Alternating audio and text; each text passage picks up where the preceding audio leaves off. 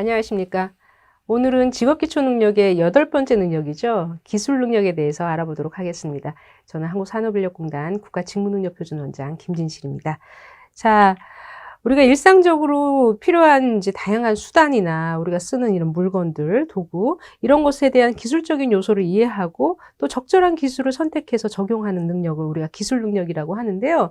특히 직업 생활에서는 이런 필요한 기술들을 적재적소에 잘 선택해서 적용하는 이 기술 능력이 매우 중요하다고 할 수가 있겠죠. 그래서 오늘은 이 기술이 무엇인지 또 왜 중요한지 또한 지속 가능한 기술에 대해서 또 알아보고요.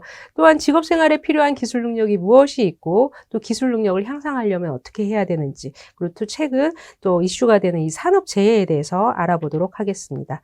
자, 기술의 정의. MC는 직업 생활에 필요한 기술의 특성을 이해하고 필요한 기술을 적용하여 생산성을 높이는 데 기여하여 인정을 받았지만, 반대로 LC는 직업 생활에 필요한 기술을 제대로 알지 못해서 업무를 제대로 수행하지 못하고 있대요. 기술이란 무엇이고 왜 중요한지, 지속 가능한 기술이란 무엇인지 알아보도록 하겠습니다. 우리 주변에 최근에 뭐 다양한 기술이 있죠. 최근에는 뭐 AI라던가 또 뭐 현실이라고 해서 AR, VR, 3D 프린터, 뭐 다양한 기술들이 있어요. 그 부분을 적재적소에 잘 활용한다면 굉장히 우리 생활이 윤택해질 수도 있습니다. 사례를 한번 볼게요. 131년 필름 제왕의 몰락. 131년의 역사를 지닌 필름의 명가 코닥. 다들 들어보셨을 거예요. 코닥사는 조지 이스트먼이 설립하여 1980년대에 세계 필름 시장의 3분의 2를 지배하기도 했다. 코닥의 몰락을 가져온 디지털 카메라를 처음 개발한 회사 역시도 코닥 자신이었다. 코닥 카메라는 세계 최초로 1975년 스티브 세슨이 디지털 카메라를 개발하였지만 이 기술로 돈을 벌지 못했대요. 이유는 디지털 시대가 도래했지만 뭐 그렇게까지 뭐 이렇게 확산되겠어 라고 하면서 안일하게 대처를 했다고 하죠. 그래서 코닥은 오히려 이런 디지털 카메라보다는 이 폴라로이드라는 이제 즉석 카메라에 집중을 했고, 반면에 이제 코닥 말고 이제 디지털 카메라를 적극적으로 받아들인 일본의 소니, 뭐 캐논 이런 데서 디지털 카메라로 진출하자 필름 카메라는 그 영역이 급속하게 축소되었다. 뒤늦게 코닥이 디지털 카메라 시장에 뛰어들었지만 상황을 바꾸기에는 역부족이었다. 결국 주력 업종을 스스로 잡아먹는 신제품을 낼 이유가 없다는 안이한 판단이 한 기업을 몰락으로 이어가게 했다. 이거입니다.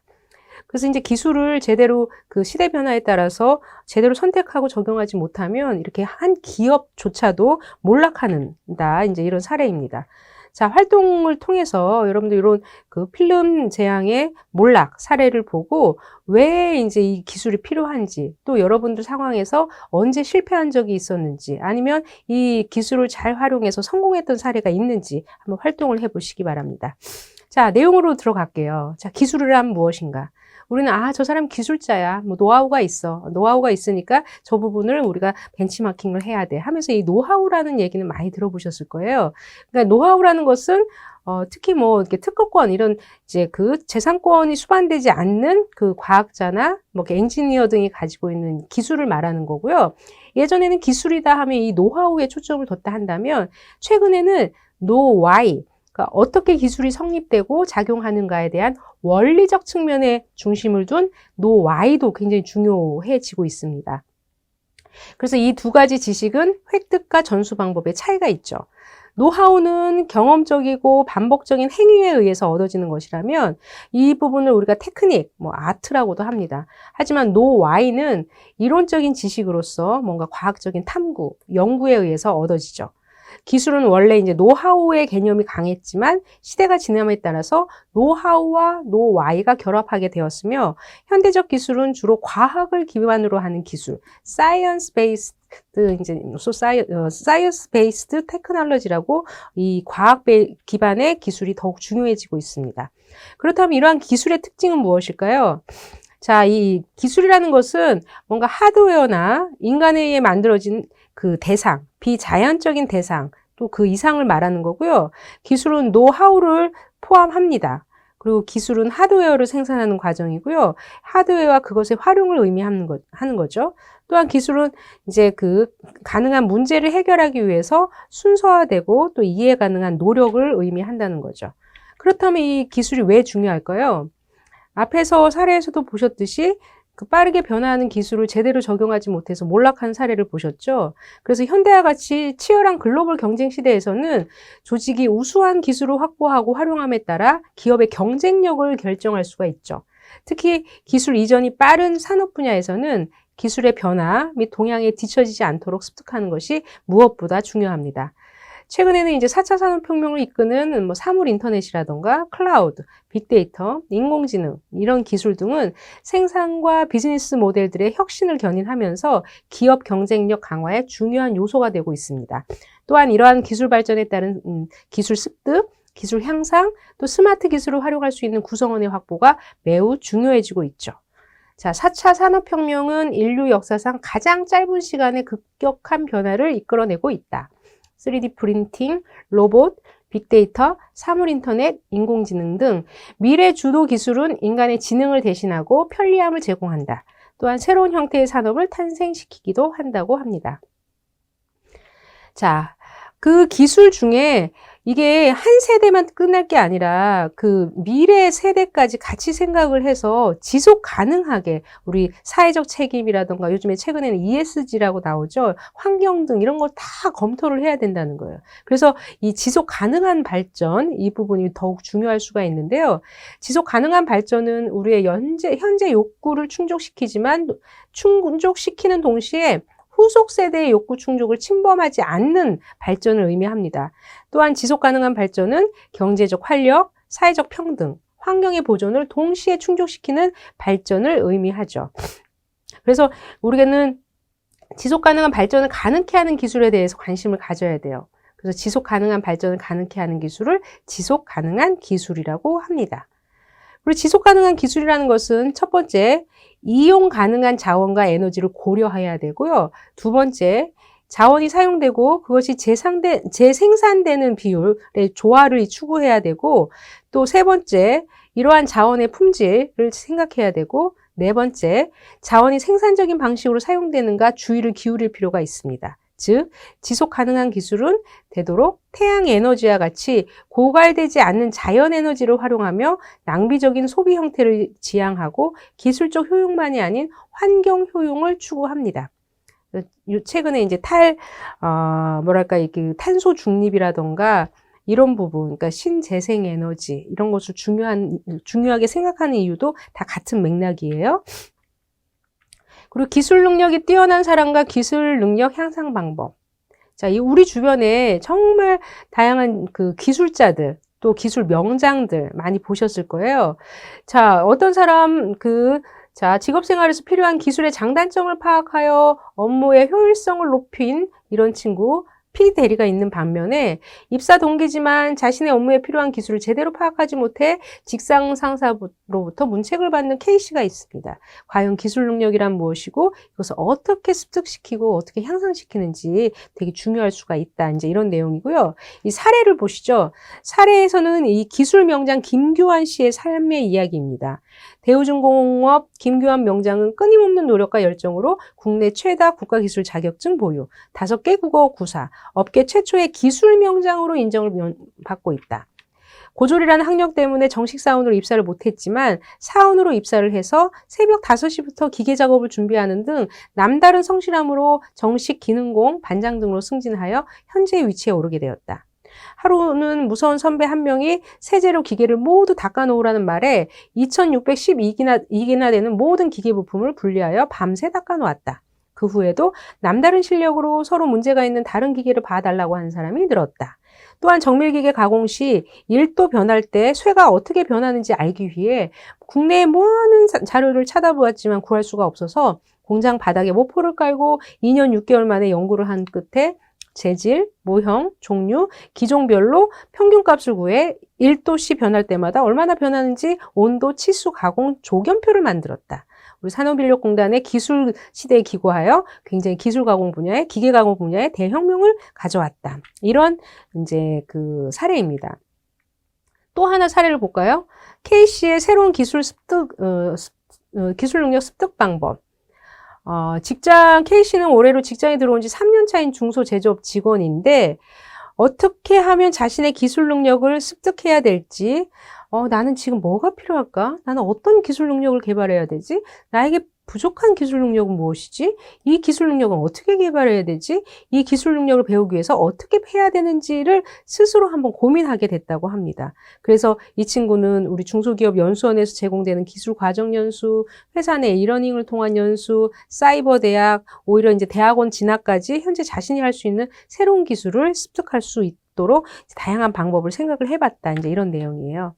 그래서 여러분들도 지금 내가 어떤 기술이 부족한지, 최근에는 이제 코딩 기술, 뭐 이런 부분도 의무적으로 다 배우라고 하고 있듯이, 이 기술적인 부분이 세상이 굉장히 기술이 빠르게 변하기 때문에 여러분들이 지금 뭐가 부족한지, 어떤 능력이 필요한지, 그 능력을 키우기 위해서는 어떤 방법이 있는지 한번 활동을 통해서 알아보시기 바랍니다. 자, 기술 능력이라는 것은 일단 넓은 의미로 확대하면 기술 교양, 꼭 전공이 아니더라도 이 기술적인 교양이라는 개념으로 사용될 수 있으며, 기술 교양의 개념을 보다 구체화시킨 개념으로 볼 수가 있죠. 일반적으로 기술 교양을 가진 사람들은 이 기술학의 특성, 역할을 이해하고요. 그러니까 새롭게 뭐 스마트폰도 새로운 기술이 나오면 빠르게 배우려고 하는 사람들이 있을 거예요. 그리고 기술학의 특성과 역할도 이해하고, 이런 기술 체계가 설계되고 사용되고 통제되는 방법도 이해하고, 이 기술과 관련된 이익을 가치화하고 위험을 평가할 수 있고, 또한 기술에 관련된 윤리적 딜레마에 대해서 합리적으로 반응할 수도 있는 사람입니다. 그래서 이 기술 능력이 뛰어난 사람들은 실질적 해결이 필요한 문제를 잘 인식하고, 인식된 문제에 대해서 다양한 문제 해결책을 개발하고 평가하고, 이러한 문제를 해결하기 위해서 다양한 기술이나 다양한 지식이나 다양한 자원을 선택하고 최적화하여 활용할 수 있고, 또 주어진 한계 속에서 그 제한된 자원을 잘 활용하며 기술적 해결에 대한 효용성을 평가하고, 여러 상황 속에서 기술의 체계, 도구를 사용하고 배울 수 있습니다.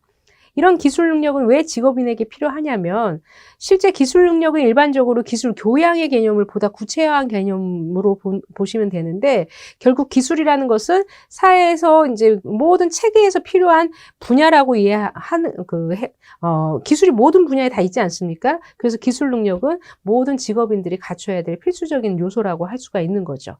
그래서 이런 기술 능력을 키우기 위해서는 일단은 전문 연수원들, 회사에 있는 전문 연수원들도 있고, 다양한 이런 기술 습득 과정, 최근에는 뭐 4차 산업혁명, 뭐 데이터 마이닝, 뭐 빅데이터 관리, 뭐 코딩, 이런 다양한 이런 과정들이 있을 거예요. 그래서 이 전문 연수원을 통한 기술 과정 연수들이 있을 거고요.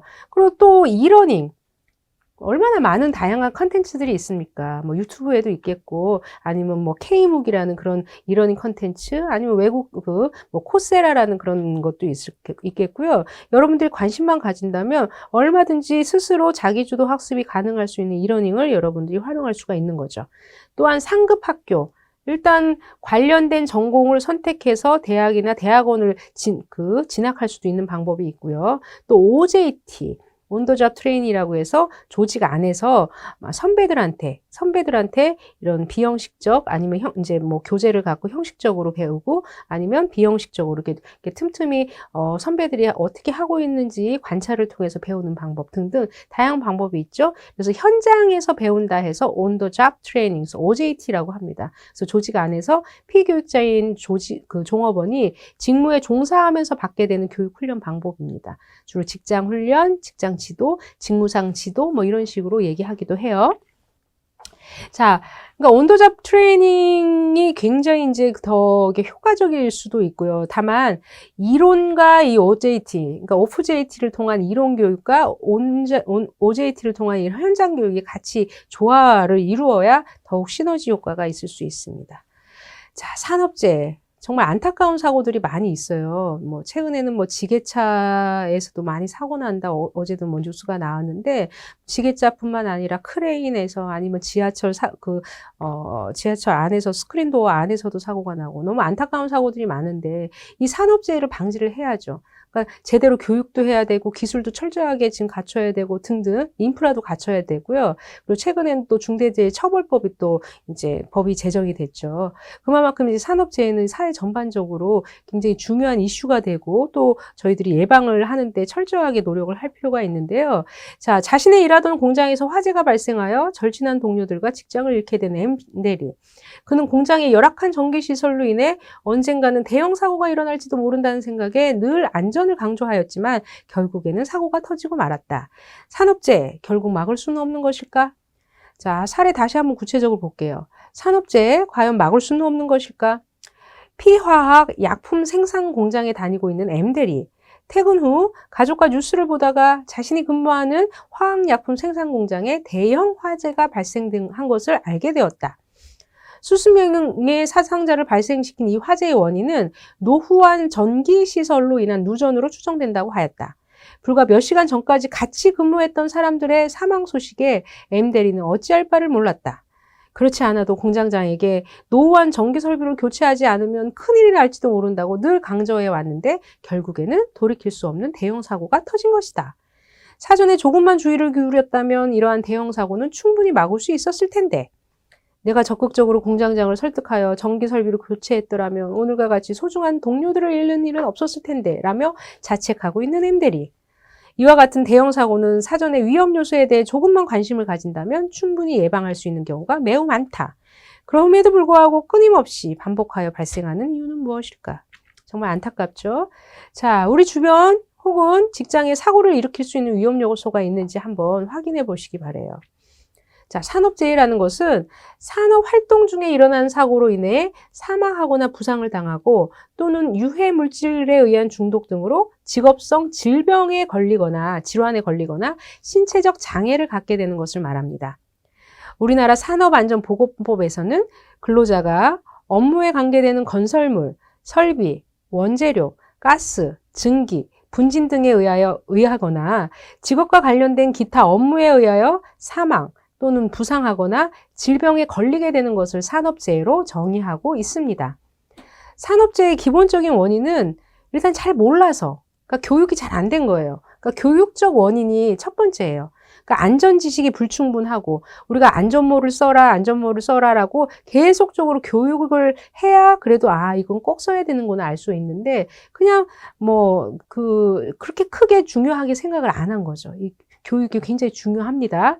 그래서 안전지식이 불충분 또는 안전수칙의 오해, 경험이나 훈련의 불충분과 그 작업 관리자의 작업 방법이 제대로 잘 알려지지 않은 거, 교육이 잘 안 된 거죠. 또 유해 위험 물질, 이거는 위험한 물질이야, 이건 건드리지 말아야 돼, 또 이거 건드리면 어떻게 처치를 해야 돼라는 이런 교육을 충분히 해야 되는데 이 교육이 불충분해서 이제 산업재해가 발생할 수도 있다고 해요. 또한 두 번째, 기술적 원인. 아까 사례와 같이 이런 장치가 너무 오래된 거예요. 아니면 설계가 불량. 그러니까 건물이나 기계 장치의 설계가 불량하다거나 구조물의 불안정, 또 재료의 부적합, 생산 공정의 부적당, 점검, 정비, 보존의 불량 이런 것 때문에 이런 기술적 원인 때문에 산업재해가 나타날 수도 있죠. 그리고 또 그러니까 인재라고 하는 게 사람이 이제 관리를 제대로 못해서, 그러니까 작업 관리상 원인, 그러니까 안전관리 조직의 결함, 안전수칙이 미지정됐다던가, 작업 준비가 불충분하다던가, 인원 배치 및 작업 지시가 부적당했다던가, 이런 관리가 제대로 안 돼서, 그래서 교육적 원인, 기술적 원인, 작업 관리상 원인으로 인해서 산업재해가 발생될 수 있다. 기본적으로는 이렇고요. 아주 보다 직접적인 원인은 불안전한 행동, 뭔가 이제 잘못 행동을 한 거죠. 위험 장소에 접근을 했다던가, 안전장치 기능을 제거했다던가, 보호장비를 미착용했다던가, 운전 중에 기계를 좀 미숙하게 운전을 잘못했다던가, 위험물 취급을 잘못했다던가 등등. 그리고 이제 불안전한 상태에 놓인 거예요. 시설물 자체가 결함인데 또 누전됐고 구조물이 좀 불안정한데 빨리 이렇게 우리가 태풍을 올 때도 굉장히 시설물들은 빨리 이제 제대로 정비를 해야 되는데 그대로 이렇게 두는 그런 불안전한 상태로 두면 이런 사고가 발생될 수 있을 가능성이 높아지는 거죠. 그래서 이 산업재해가 끼치는 영향은 어마어마해요. 그래서 개인에게 끼치는 영향은 일단은 재해를 당한 본인이나 가족에게 정신적이나 육체적 고통, 또 일시적 혹은 영구적인 노동력이 상실될 수가 있는 거죠. 그 본인과 가족의 생계에 막대한 손실을 끼치는 거고요. 기업에게도 재해를 당한 근로자의 보상도 해줘야 되고, 재해를 당한 노동인력 결손으로 인한 작업이 지연된다던가, 재해로 인해서 건물이나 기계, 기구가 파손된다던가, 재해로 인해서 근로의욕 침체라던가, 아니면 그 이미지도 굉장히 저하가 되겠죠. 그래서 산업재해를 예방하기 위해서는 일단 안전관리 조직, 그러니까 저희 뭐 회사에서도 안전관리실이 따로 조직이 있듯이 경영자는 안전 목표를 설정하고 안전관리 책임자를 선정해서 안전계획을 수립하고 이를 시행 감독해야 하면서, 또한 사실을 발견, 만약에 산업재해가 발생됐다 하면 사고를 조사하고 안전 점검하고 현장을 분석하고 작업자의 제안, 여론도 조사해서 또 관찰하고 보고서 연구 등 굉장히 그 사실들을 조사할 필요가 있습니다. 세 번째는 원인 분석. 이 재해가 발생된 장소, 재해 형태, 재해 정도, 관련 인원, 직업 감독, 적절성, 공구, 장비 상태에서 왜 발생됐는지 원인을 분석하고 또 기술을 공고할 필요가 있어요. 그 원인 분석을 토대로 적절한 시정책, 또 기술적 개선, 인식, 교체, 교육, 설득, 공학적 조치 등을 선정할 필요가 있습니다. 또한 시정책을 적용하고 뒤처리할 필요가 있는 거죠. 그리고 불안전한 행동을 방지하거나 불안전한 상태를 제거를 하기 위해서는 일단은 근로자에게 불안전한 행동을 방지하기 위해서는 항상 안전규칙과 안전수칙을 제정해서 그에 대한 교육을 할 필요가 있습니다. 그리고 불안전한 상태를 제거하는 방법은 각종 기계나 설비 등의 안전성을 보장하도록 이제 제작하고 항상 양호한 상태로 작동되고 유지할 수 있도록 철저히 관리할 필요가 있죠.